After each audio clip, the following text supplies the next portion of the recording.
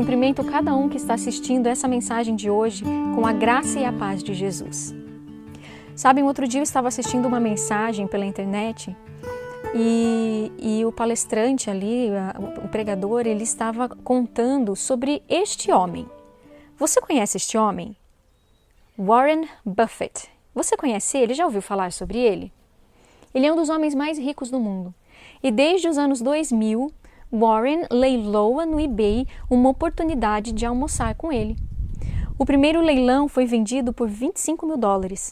Já em 2019, o recorde de lance mais alto foi quebrado. E para almoçar com este homem, alguém pagou a quantia de, você não vai acreditar, $4.600.000. Eu fiquei chocada quando eu ouvi isso. Literalmente chocada. E quando perguntavam para esses indivíduos, escuta, valeu a pena pagar tudo isso de dinheiro? O que vocês acham que eles responderam?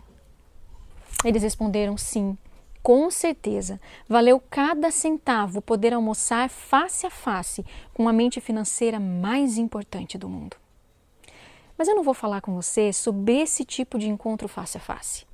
Nós vamos falar sobre o encontro face a face com alguém infinitamente mais importante do que este homem, Warren Buffett. Em Gênesis, nós lemos que Adão e Eva, eles tinham uma oportunidade maravilhosa e única de se encontrar face a face com Deus. Gênesis 3:8 nós vemos isso. E nós também vamos ver a Deus face a face, não vamos? Quando é que nós vamos ver a face do nosso Deus? Quando Ele voltar nas nuvens dos céus. Agora uma outra pergunta. Quem verá a face de Deus? Quem são os que poderão ver a face de Deus? Pense bem. Será que você respondeu que são somente os justos que poderão ver a face de Deus? Será que você respondeu que todos verão a face de Deus? O que você acha? Pela verdade da palavra de Deus, quem verá a face de Deus? Todos. Todos nós veremos a face de Deus. Os ímpios também? Sim, os ímpios também. O que é que você faria se esse encontro face a face com Jesus fosse hoje? Qual seria a sua reação? Porque naquele dia o Senhor vem para dar o galardão segundo as suas obras. Se forem boas, a vida eterna, se forem más, a morte eterna. E qual seria a sua reação? Será que seria como se fosse assim: oi, Senhor, sou eu, a Carol, a Maria, o João.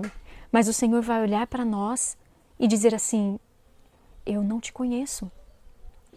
Ou pior ainda, será que eu e você seremos aqueles que, ao ver a face de Jesus, vamos pedir que as montanhas e as pedras caiam sobre nós para nos esconder da face daquele que está sentado sobre o trono do Cordeiro? Para nos esconder da ira do Cordeiro? Esse tipo de pensamento deveria nos encher de solenidade. Nós devemos estar nos preparando justamente para esse encontro face a face com Deus. A experiência face a face com Deus lá no Éden era maravilhosa e bela. No livro Educação, na página 20, diz que o jardim do Éden era a sala de aula, a universidade. Qual era o livro que eles usavam? A natureza. E quem era o professor? O próprio Criador era um instrutor e os pais da família humana eram os alunos. Então, muitas vezes, ao andarem no jardim, no frescor do dia, na viração do dia, eles ouviam a voz de Deus e se encontravam face a face com a mente infinita do próprio Criador. Mas vemos que depois da queda, esse encontro dinâmico face a face não foi mais possível. Eles já não podiam estar na presença do Todo-Poderoso. E qual foi a primeira coisa que eles fizeram ao ouvir a voz de Deus? Não foi se esconder? Infelizmente, sim. Você se lembra de Moisés no Monte Sinai? Ele pediu: Senhor, rogo-te que me mostres a tua glória. E você precisa notar qual foi a resposta de Deus. Veja junto comigo. Não poderás ver a minha face, porquanto homem nenhum verá a minha face e viverá. Moisés não podia ver a face de Deus e continuar vivo? Não. Aliás, é até interessante nós percebemos uma importante verdade que está escondida aqui na história de Moisés. Por que é que Deus não pôde trasladar Moisés como pretendia fazer, sem Moisés passar pela morte? Veja esses textos comigo. Satanás exultou que houvesse sido bem-sucedido em levar Moisés a pecar contra Deus. Por esta transgressão, Moisés viera sob o domínio da morte. Se tivesse continuado fiel e sua vida não tivesse sido manchada por aquela única transgressão, deixando de dar a Deus a glória de ter tirado água da rocha, ele teria entrado na terra prometida e teria sido trasladado ao céu sem ver a morte. E esse outro? Satanás tinha estado a procurar algo com que acusar Moisés perante os anjos. Exultou com seu êxito em levá-lo a desagradar a Deus e disse aos anjos que ele poderia vencer ao Salvador do mundo quando este viesse para remir o homem. Pela sua transgressão, Moisés veio a ficar sob o poder de Satanás, o domínio da morte. Tivesse ele permanecido firme, e o Senhor o teria levado à terra prometida, e o teria então trasladado para o céu sem ver a morte. Mantenha isso em mente quando estivermos tratando destes assuntos de hoje e também do próximo vídeo.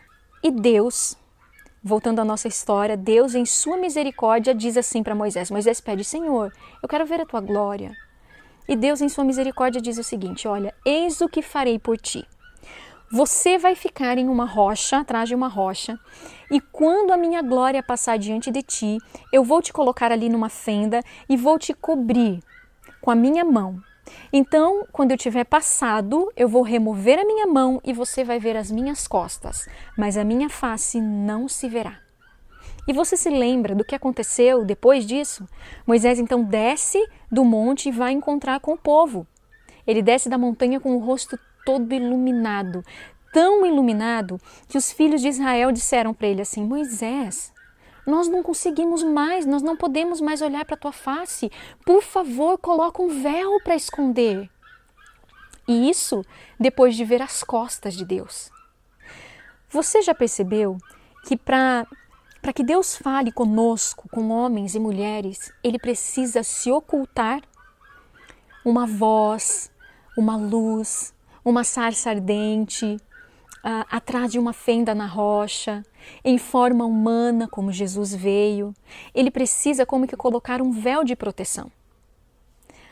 Você se lembra que no santuário também existia a Arca da Aliança e ela não poderia ser vista porque a presença de Deus estava ali? Eu me lembro de uma ocasião, quando a Arca de Deus estava sendo retornada para o povo lá em Bet-Semes, e eles olharam para dentro da Arca. E ali morreram 50.070 homens. E 1 Samuel 6,20 nos conta o que eles disseram nessa ocasião. Olha só o que eles disseram. Quem poderá subsistir perante este santo Senhor Deus? Quem pode o quê? Quem pode subsistir na presença de um Deus santo? É isso que eles estão perguntando? Quem pode suportar a presença, a face de um Deus santo? E isso é repetido e respondido no Salmo 24. Veja comigo. Quem subirá ao monte do Senhor? Ou quem estará no seu santo lugar? Aquele que é limpo de mãos e puro de coração, que não entrega a sua alma à vaidade, nem jura enganosamente. E Jesus, ele diz a mesma coisa nas bem-aventuranças. Ele diz assim: bem-aventurados os puros de coração, porque verão a Deus. Então veja, os critérios para suportar, subsistir, permanecer, ser capaz de aguentar, ficar na presença de Deus face a face é um coração puro. Isso é muito maravilhoso. Nós entendemos essa grande realidade. Ninguém vai poder nos enganar se nós compreendemos qual é o requisito para ver a face de Deus. Pureza de coração, mãos limpas. Já em Hebreus 12:14, nos apresenta essa mesma questão da seguinte forma: sem santidade, ninguém verá o Senhor. Pureza de coração, limpos de mãos, santidade. Sem isso, ninguém de nós pode ver a face de Deus e suportar. Então não deixe ninguém jamais te enganar daqui para frente. O critério para poder ver a face de Deus é santidade, pureza de coração, limpo de mãos. Como lidar com esse padrão que é tão elevado, ser santo para poder ver a face de Deus e subsistir, não custa milhões de dólares. O preço é santidade ao Senhor. O que é que você sente diante desse padrão tão impossível? Ansiedade, inquietação, desespero, insegurança? Bem, Ezequiel 20:12 nos lembra de algo importante. E também lhes dei os meus sábados, para que servissem de sinal entre mim e eles, para que soubessem que eu sou o Senhor que os santifica. Todos os sábados servem para nos lembrar que Deus não apenas santificou um dia, mas que Ele santifica a mim e a você. Que maravilhosa promessa que Deus deixou, inclusive embutida nesse dia maravilhoso que é o sábado. Então nós podemos descansar, seguros, na certeza de que Deus é o único que pode me tornar santo. Descanse nessa certeza hoje. A nossa experiência com Deus não é para ser uma experiência de angústia, de ansiedade, de incerteza, não é para ser com falta de paz, nada disso. A cada 7 dias, eu e você, nós somos lembrados de que Deus pode nos tornar santos. O que eu e você fazemos é apenas cooperar com Ele. Então vamos descansar nessa certeza. Se você cair em tentação, não se desespere, porque Ele é fiel e justo, Ele pode te perdoar, te levantar e te tornar verdadeiramente santo. Agora uma questão para nós pensarmos. Sendo que Deus é quem nos santifica, por que é que ainda nós não somos um povo santificado? Por que é que ainda nós olhamos para a nossa vida como um povo e não vemos um povo separado, um povo distinto, um povo zeloso de boas obras, um povo que vive como Jesus viveu, o mesmo amor, a mesma humildade, a mesma abnegação, que era afrontado e não revidava? Não, hoje parece que nós não suportamos mais nada.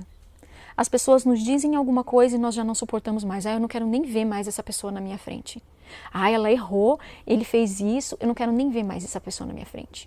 Ele fez isso comigo e agora também não quero mais nada. Então nós não suportamos mais nada. Aonde que está o povo que é semelhante, os cristãos que deveriam ser semelhantes a Cristo? Onde está esse povo? Se é Deus quem nos santifica, o que de fato é verdade, por que é que não estamos vendo um povo santificado?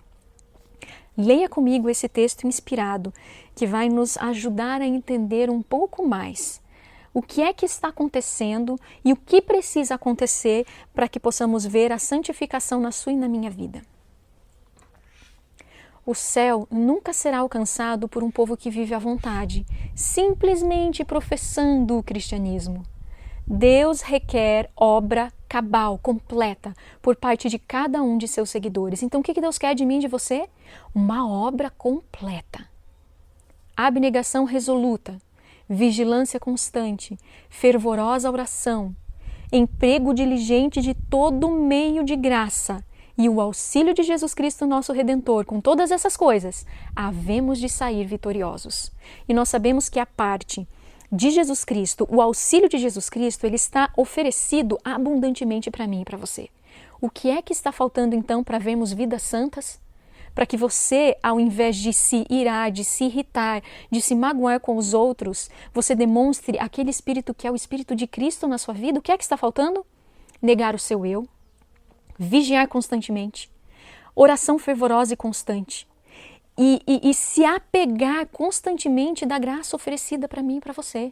É isso que está faltando. Em outras palavras, Deus tem cumprido a sua parte. A nossa parte é que está faltando. Se Cristo habitar em nós, seremos pacientes, bondosos e indulgentes, alegres nos meios das contrariedades e irritações. Como é que você fica diante de contrariedades e irritações? Diante de injustiças que acontecem na sua vida? Você fica irritado e contrariado? Perde a paciência? Fica reclamando, murmurando, fica com ódio do irmão, com raiva de um, com ruins suspeitas de outro, falando de um, falando de outro? É assim que nós estamos agindo? Então veja, se Cristo habitar em você, você vai continuar alegre, vai ser bondoso, paciente, indulgente, mesmo diante de contrariedades e irritações. Continuando. Dia após dia e ano após ano, vencer-nos-emos a nós próprios e cresceremos num nobre heroísmo.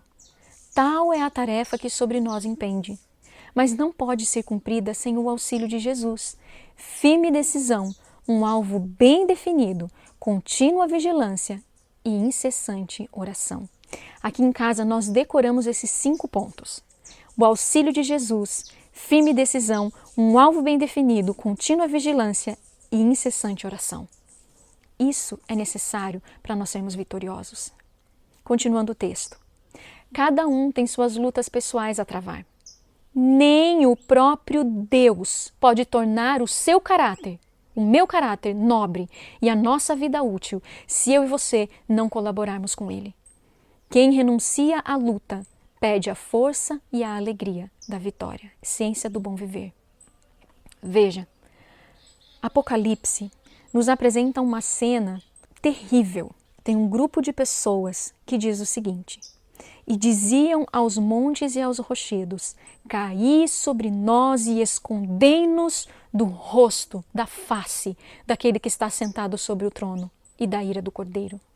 Porque é vindo o grande dia da sua ira, e quem poderá subsistir? Veja, a cena de Jesus voltando está sendo contada. E estes indivíduos estão fugindo de Deus. Note que eles pedem que as rochas caiam sobre eles para os esconder da face de Deus. E quem poderá subsistir a esse encontro? Eu? Você?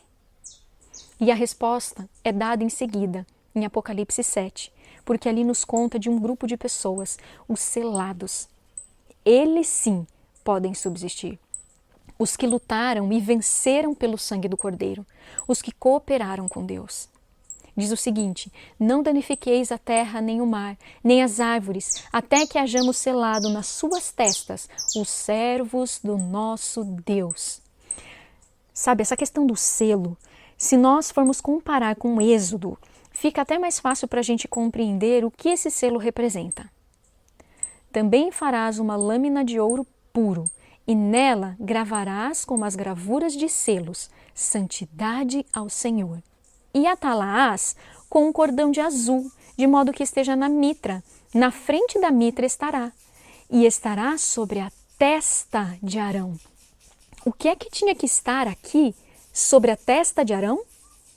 Quem que é capaz de subsistir? Que nós estamos tentando descobrir juntos aqui. Quem suportará esse encontro face a face com um Deus que é santo, santo e santo? Aqueles que forem selados em suas testas, os que forem santos diante de Deus, os que possuem o caráter de Jesus.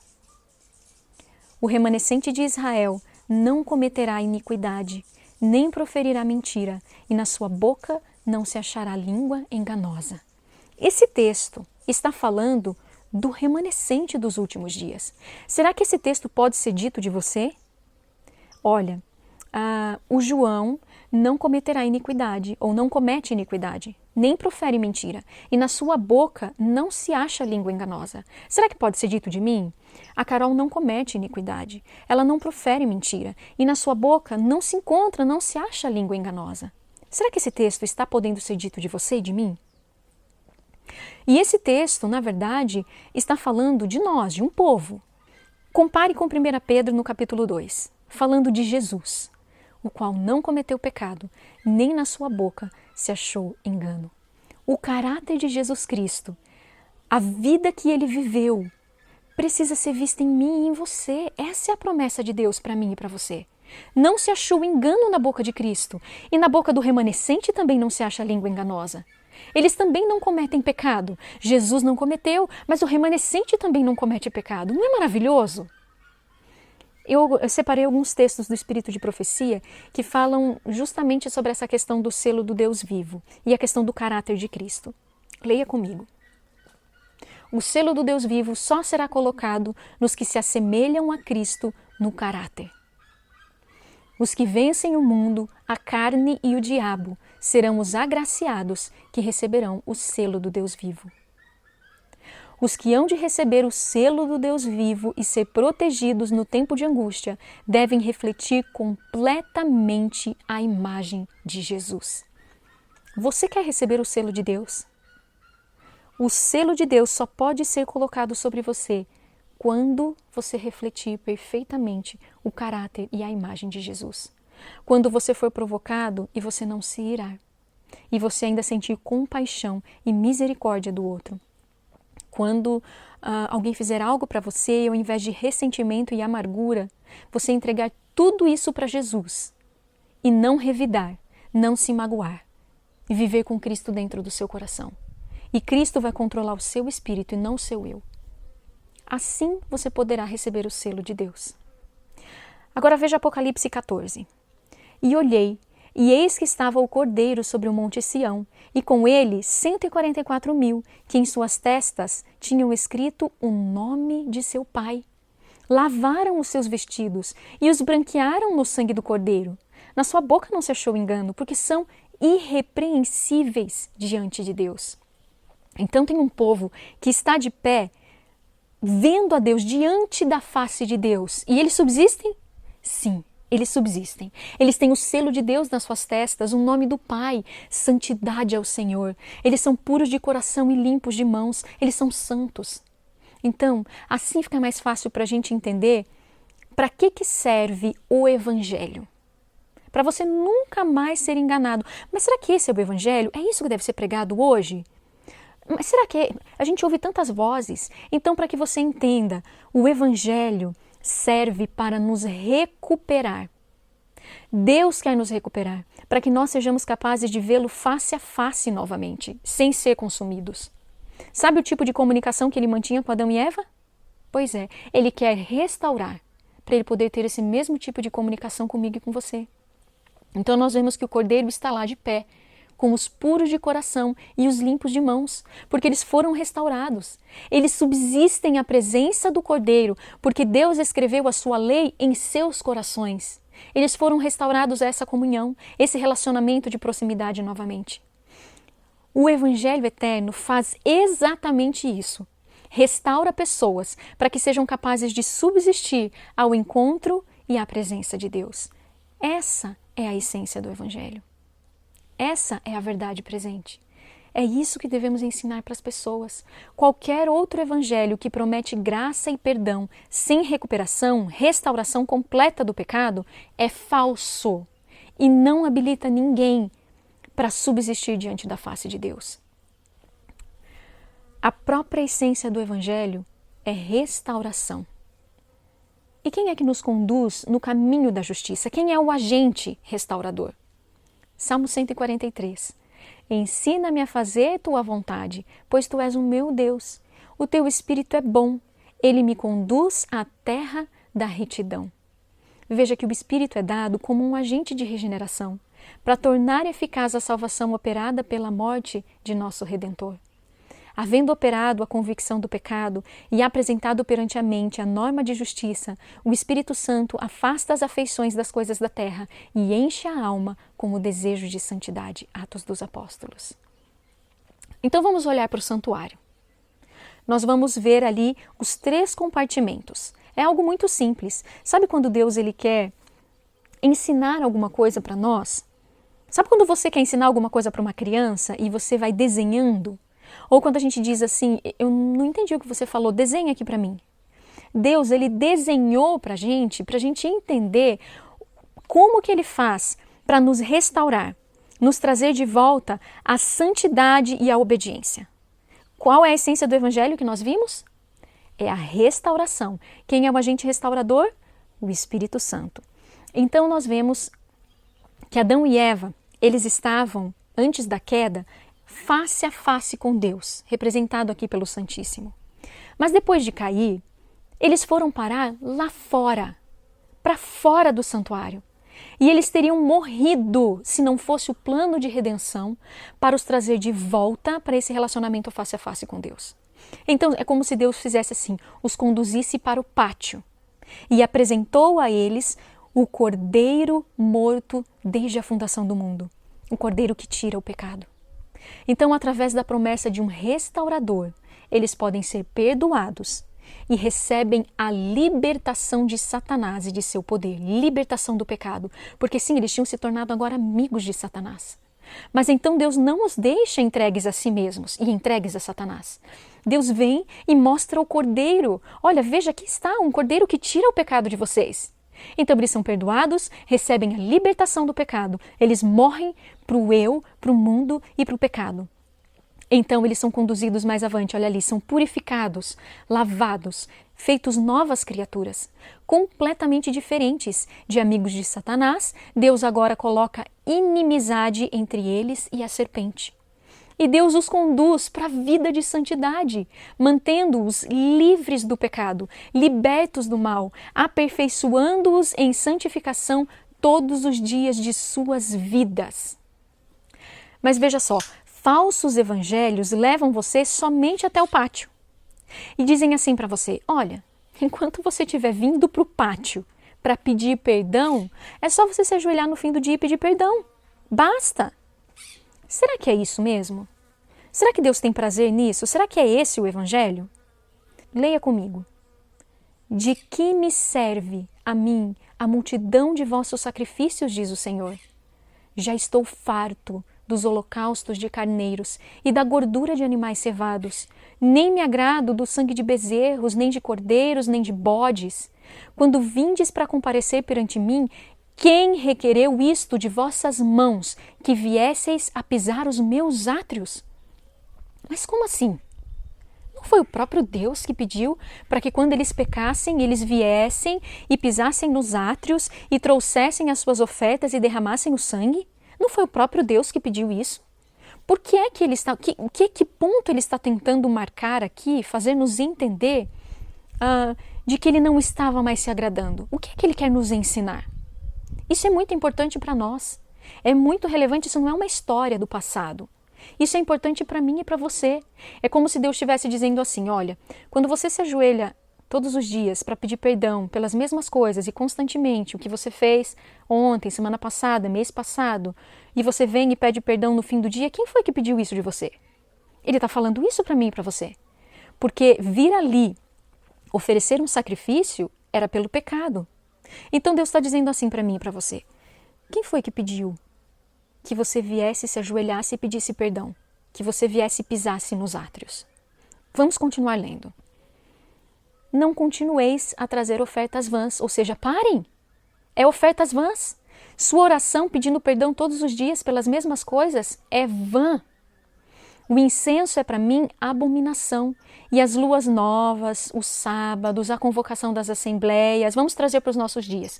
Suas semanas de oração, os seus programas de evangelismos, as Semanas Santas, o número de batismo, as programações que vocês fazem, os congressos que vocês fazem, os encontros que vocês fazem, eu já não suporto mais. Por que Deus está dizendo isso? Não posso suportar iniquidade. Então por que Deus não pode suportar tudo isso? Por que ele disse que essas ofertas são vãs? Porque ele não suporta o pecado. Por isso ele não suporta mais as nossas reuniões solenes. As vossas luas novas, as vossas solenidades, a minha alma as odeia, já me são pesadas, já estou cansado de as sofrer. Você está entendendo o que Jesus Cristo está falando para mim e para você? O que Deus está querendo nos ensinar? Por isso, quando estendeis as vossas mãos, quando você levanta as mãos para os céus para orar ao Senhor e pedir perdão, ele diz ali, escondo de vós os meus olhos. E ainda que multipliqueis as vossas orações, não as ouvirei, porque as vossas mãos estão cheias de sangue. Por quê? Por que a sua mão está cheia de sangue, a minha mão está cheia de sangue? Queridos, o pecado derrama sangue inocente. Cada vez que você cai em tentação e peca diante de Deus, a sua mão fica cheia de sangue. A pessoa tinha que degolar o cordeiro e as mãos ficavam cheias de sangue. O pecado derrama sangue. E então Deus faz um apelo para mim e para você. Lavai-vos, purificai-vos, tirai a maldade de vossos atos de diante dos meus olhos. Cessai, parem de fazer o mal. Parem de cometer pecados. Aprendei a fazer o bem, procurai o que é justo, ajudai o oprimido, fazei justiça ao órfão, tratai da causa das viúvas. Vinde então, e agui-me, diz o Senhor. Ainda que os vossos pecados sejam como a escarlata, eles se tornarão brancos como a neve. Ainda que sejam vermelhos como o carmesim, se tornarão como a branca lã. Essa é a promessa de Deus para mim e para você. Você tem pecados na sua vida em abundância, brotando de todos os lados? Você perde a paciência com seu filho, fica magoado com o seu marido, desconfia dos seus irmãos, do seu pastor, do seu vizinho, da sua família, pensa o mal de todo mundo, briga com as pessoas. Quando você vê, já falou, Deus pode restaurar a sua vida. Ainda que os seus pecados sejam numerosos como as estrelas do céu, Ele pode lavar você com o sangue do Cordeiro. Essa promessa de Deus é maravilhosa. Você não precisa mais andar arcado sob o peso dos pecados, sob o peso de ser quem você é. Você não precisa mais ser quem você é. Você pode ser uma pessoa livre para viver uma vida como a de Jesus. Mateus, no capítulo 9, diz o seguinte: Ide, porém, e aprendei o que significa. Misericórdia quero e não sacrifício, porque eu não vim a chamar os justos, mas os pecadores ao arrependimento. Em outras palavras, pecadores arrependidos, daqui para frente, obedecem, conhecem a Jesus de verdade, atendem ao Senhor. Então, o que Deus quer? Misericórdia ou Ele quer sacrifício? Obediência ou Ele quer holocausto? O que é que Ele prefere? Oséias 6,6 nos diz isso, que o Senhor prefere a obediência ao holocausto, a misericórdia. Veja 1 Samuel, no capítulo 15. Será que o Senhor, tem porventura o Senhor tanto prazer assim em holocaustos e sacrifícios, como Ele tem prazer em que se obedeça à palavra do Senhor? Eis que o obedecer é melhor do que sacrificar, e o atender é melhor do que a gordura de carneiros. Então veja, o verdadeiro evangelho não pode ser esse que anda por aí, que enfatiza que nós pecamos mesmo, que pecado é quem nós somos. Nós somos assim. E aí Jesus vem e perdoa mesmo, porque é assim que tem que ser. Nós somos pecadores, Jesus é o Salvador. Nós somos os pecadores e Jesus é o perdoador. E nada pode mudar esta ordem das coisas. É assim que tem que ser. Se nós limitarmos o evangelho somente aos átrios, ao altar de sacrifício, você entende que é um evangelho mutilado? Não é ali. Deus falou. Quem foi que requereu de você pisar nos átrios? Quem foi que pediu para você ficar se ajoelhando todos os dias, todas as tardes e pedindo perdão pelos seus pecados? Veja, eu não estou falando contra o perdão dos pecados, porque você e eu nós precisamos sim. Mas quem foi que disse para mim e para você que pecar é normal e que ninguém pode mudar isso na sua vida? Quem foi que disse isso para você? Com certeza não foi Jesus Cristo. Com certeza a palavra de Deus não foi que lhe ensinou isso. Talvez tenham sido os teólogos, talvez tenham sido os líderes, talvez nós não tenhamos entendido bem. Um evangelho mutilado não salva ninguém. O plano da salvação apenas começou com a morte de Jesus. Ali, no altar de sacrifício, representa a morte de Jesus na cruz. Representa a morte do seu eu. E o plano de salvação apenas começou ali naquele local. Precisava ainda continuar todos os passos. Você se lembra de como que era? Se você pecasse no templo de Israel, você tinha que trazer um cordeiro para o pátio do santuário. Você tinha que confessar sobre aquele cordeiro os seus pecados. E aí, com as suas próprias mãos, você degolava, cortava a garganta daquele cordeiro inocente. Então, um sacerdote que pegava o sangue desse cordeiro, levava para o lugar santo. Então, sem o sacerdote levar o sangue lá para o santuário, a expiação por seu pecado não aconteceria.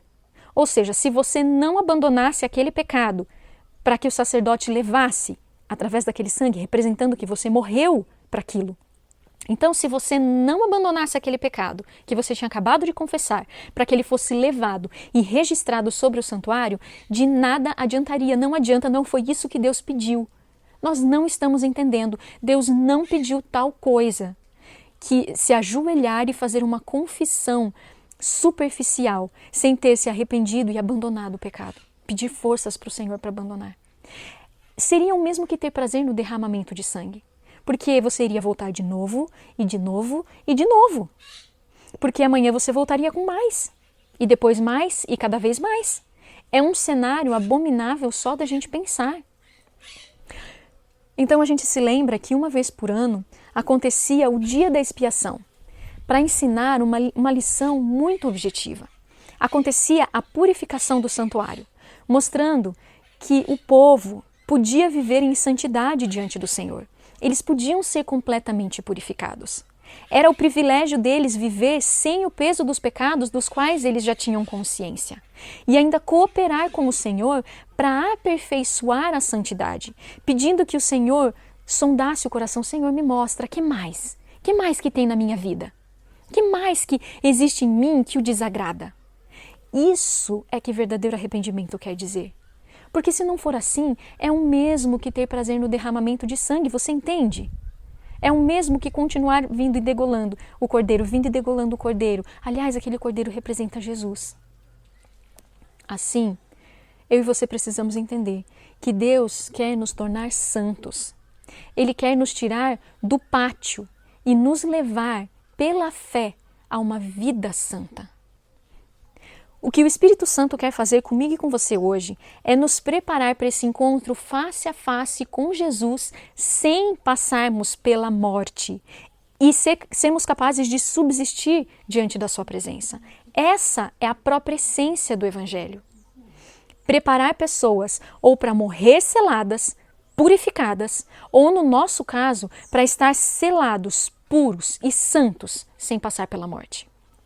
Seja para descansar o sono da morte, ou seja para ser trasladado, o problema do pecado é eliminado através do sangue de Cristo. Quando você peca, você derrama sangue. Mas não é qualquer sangue, é o sangue de Jesus. Então, você precisa aceitar o que esse sangue, o sangue de Jesus, quer fazer em você. Ele derramou o seu precioso sangue, mas ele não parou por aí. Ele precisa levar o sangue para o santuário, representando o pecado que você abandonou, você entregou a Jesus. Ele retirou de você, resolvido. E é por isso que o Espírito Santo está empenhado justamente nessa obra de apontar os nossos pecados, para que nós possamos nos arrepender enquanto ainda há tempo e abandonar os pecados um por um. Isso é que se chama a contínua obra da redenção, até que não sobre mais nada em meu coração. Obra terminada em nosso coração. Missão cumprida no nosso coração. Eu perguntei no início da apresentação, o que você faria se Jesus voltasse nas nuvens dos céus agora mesmo para dar a você o galardão de acordo com as suas obras? E preciso que você se lembre que quando o olhar de Jesus ele bate no seu olho, o olhar dele alcança os pensamentos mais íntimos, os sentimentos mais íntimos. Ele sabe o que você pensa, ele sabe se você tem sentimentos ruins em relação a alguém. Ele sabe tudo. O que você faz quando você está sozinho, o que você assiste aí no seu celular, o que você conversa, a sua língua venenosa. Deus conhece tudo. Então, quando ele bate os olhos no seu olho, tudo, os olhos de Deus revelam tudo. Sabe quando uma pessoa briga com alguém, discute, fala coisas que não devia, aí fica aquele clima, sabe? Um clima chato, uma coisa assim ruim, às vezes com um irmão da igreja, às vezes com um vizinho. Aí um belo dia essa pessoa está no mercado, bem tranquila, fazendo as suas compras ali num corredor, e de repente ela olha e ela vê vindo assim na direção dela. Quem que ela vê vindo? Justamente aquela pessoa que ela ofendeu. Qual que é o instinto natural? O que ela imediatamente vai procurar fazer? Se esconder e fugir, não é isso? Fingir que não viu, virar as costas e passar para outro corredor? Pois ela não quer ter que enfrentar um acerto de contas, não quer conversar, não quer enfrentar esse momento.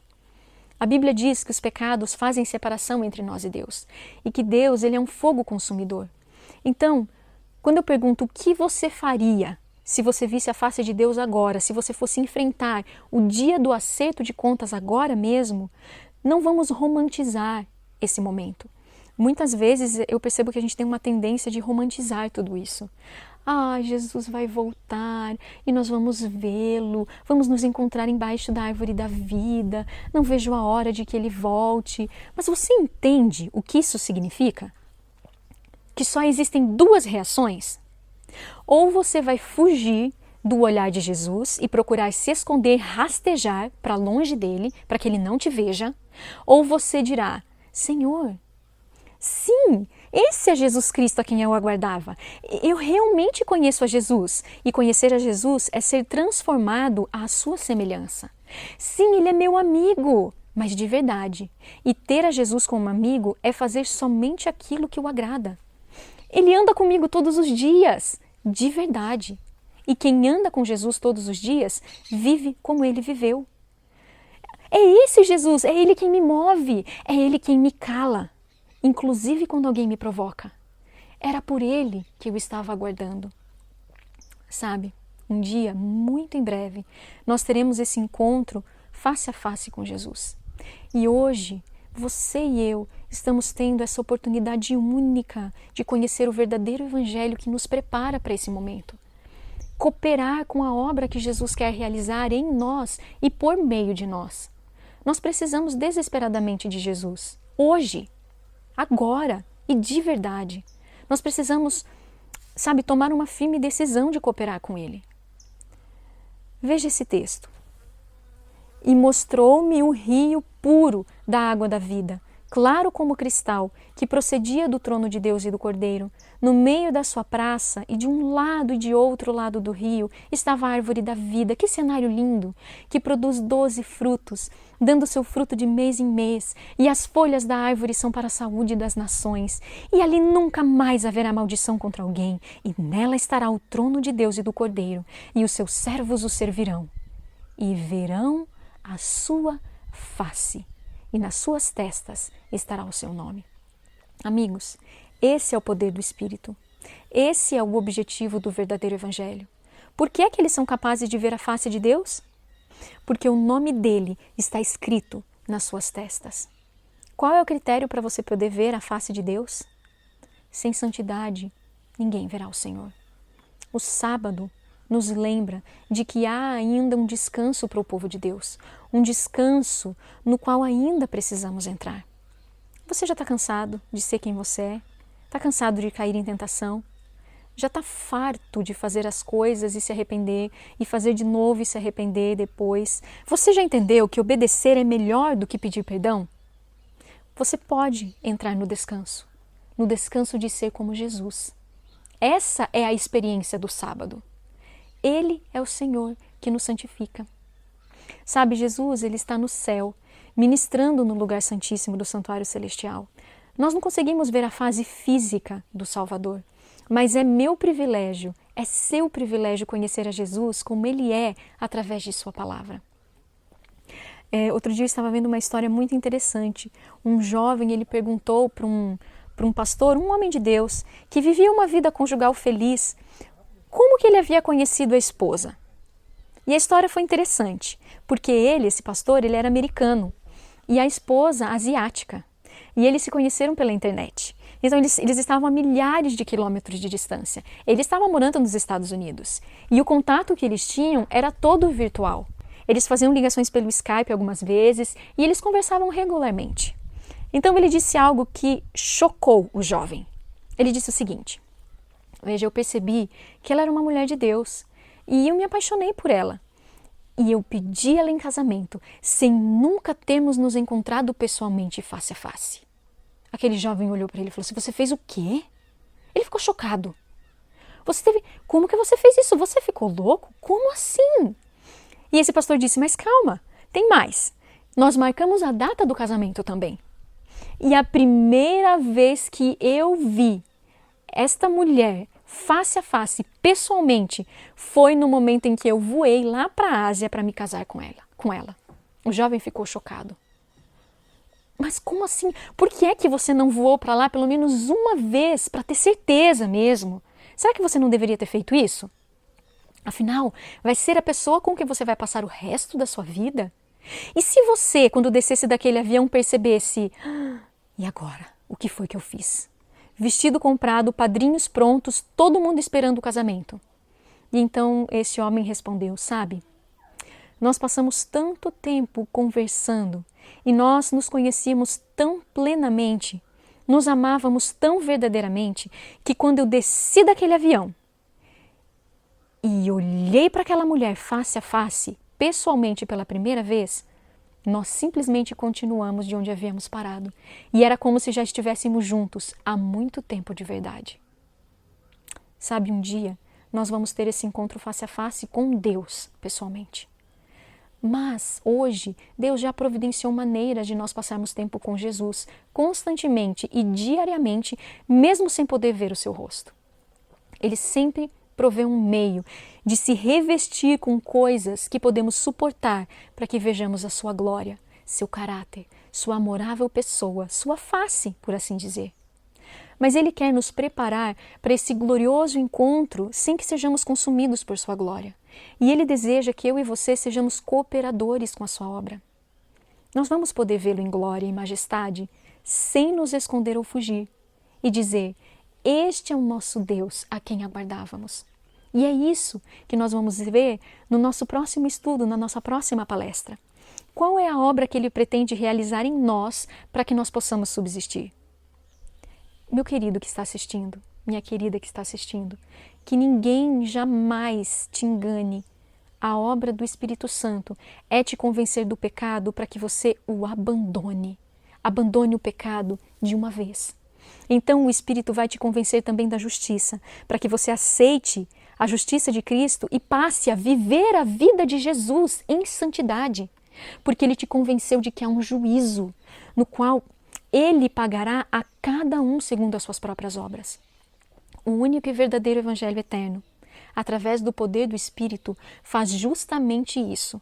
Nos torna santos e nos mantém santos todos os dias, para que estejamos preparados para esse encontro face a face com Deus. Até o próximo encontro. Deus o abençoe.